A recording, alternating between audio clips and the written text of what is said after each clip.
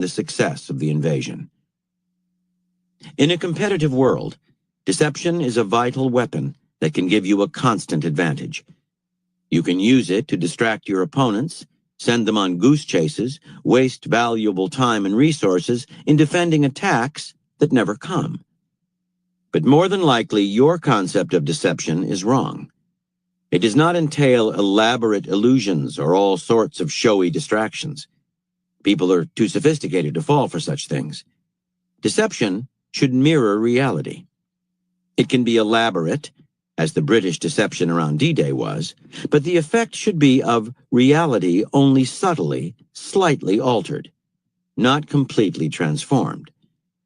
To mirror reality, you must understand its nature. Above all, reality is subjective. We filter events through our emotions and preconceptions, seeing what we want to see. Your false mirror must conform to people's desires and expectations, lulling them to sleep.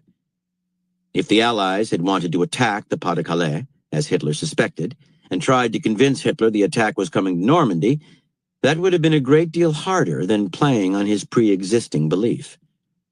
Your false mirror must incorporate things that are visibly true. It must seem somewhat banal, like life itself. It can have contradictory elements, as the D-Day deception did. Reality is often contradictory.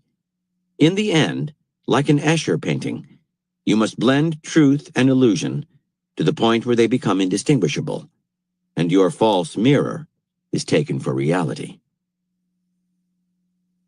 By Julius Caesar. What we wish, we readily believe, and what we ourselves think, we imagine others think also. Keys to warfare. In the early history of warfare, military leaders were faced with the following predicament. The success of any war effort depended on the ability to know as much about the other side, its intentions, its strengths and weaknesses, as possible. But the enemy would never willingly disclose this information. In addition, the enemy often came from an alien culture, with its peculiar ways of thinking and behaving. A general could not really know what was going on in the mind of the opposing general. From the outside, the enemy represented something of an impenetrable mystery. And yet, lacking some understanding of the other side, a general would be operating in the dark. The only solution was to scrutinize the enemy for outward signs of what was going on within. A strategist might count the cooking fires in the enemy camp, for example, and the changes in that number over time.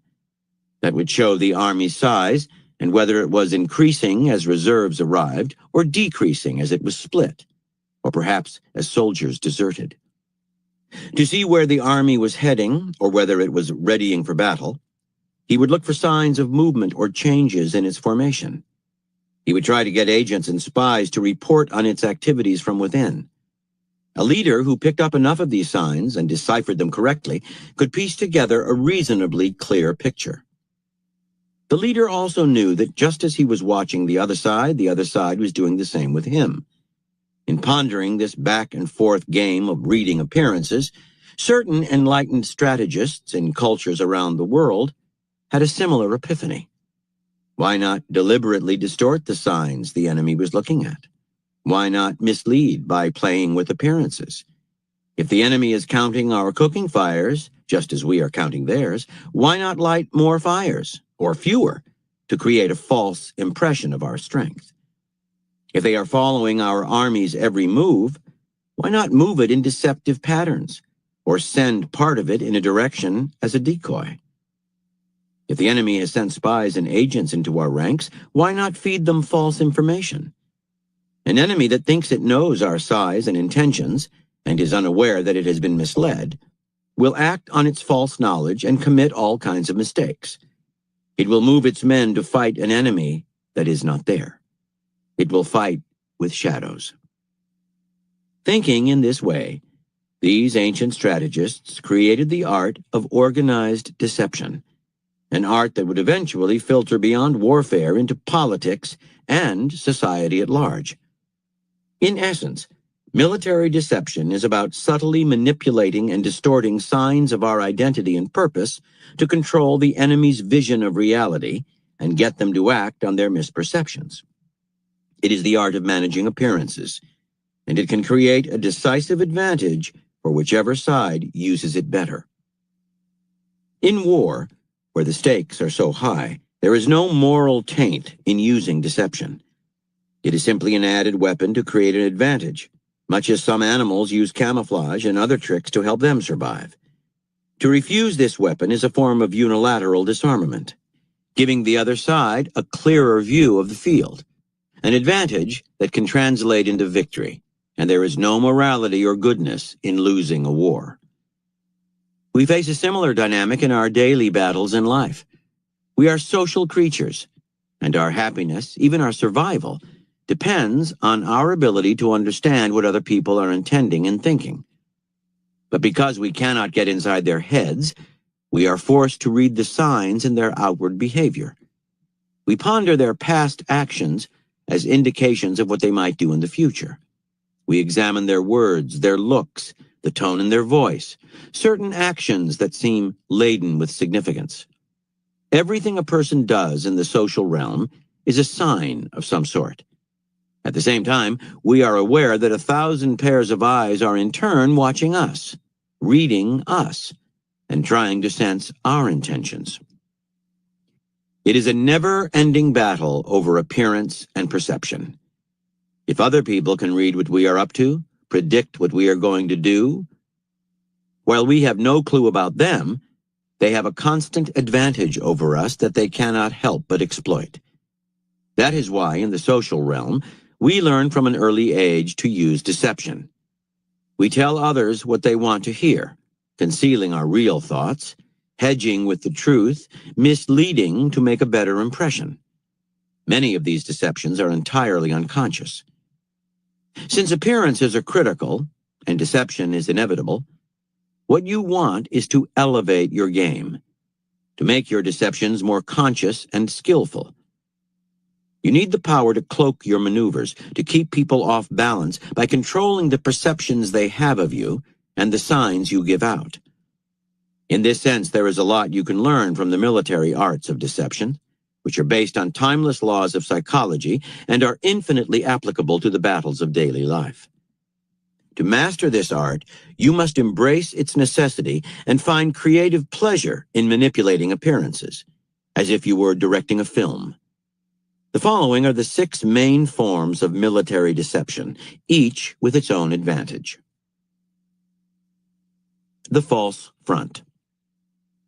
This is the oldest form of military deception. It originally involved making the enemy believe that one was weaker than in fact was the case. A leader would feign a retreat, say, baiting a trap for the enemy to rush into, luring it into an ambush. This was a favorite tactic of Sun Tzu's. The appearance of weakness often brings out people's aggressive side, making them drop strategy and prudence for an emotional and violent attack.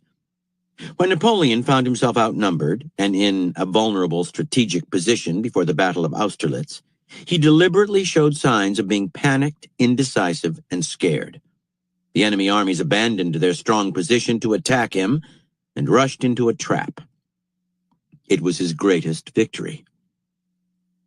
Controlling the front you present to the world is the most critical deceptive skill. People respond most directly to what they see, to what is most visible to their eyes. If you seem clever, if you seem deceptive, their guard will be up, and it will be impossible to mislead them. Instead, you need to present a front that does the opposite, disarms suspicions. The best front here is weakness, which will make the other side feel superior to you, so that they either ignore you, and being ignored is very valuable at times, or are baited into an aggressive action at the wrong moment. Once it is too late, once they are committed, they can find out the hard way that you are not so weak after all. In the battles of daily life, making people think they are better than you are, smarter, stronger, more competent, is often wise. It gives you breathing space to lay your plans, to manipulate. In a variation on this strategy, the front of virtue, Honesty and uprightness is often the perfect cover in a political world. These qualities may not seem weak, but serve the same function. They disarm people's suspicions. In that situation, though, it is important not to get caught doing something underhanded. Appearing as a hypocrite will set you far back in the deception game. In general, as strategists advocated in the days of ancient China, you should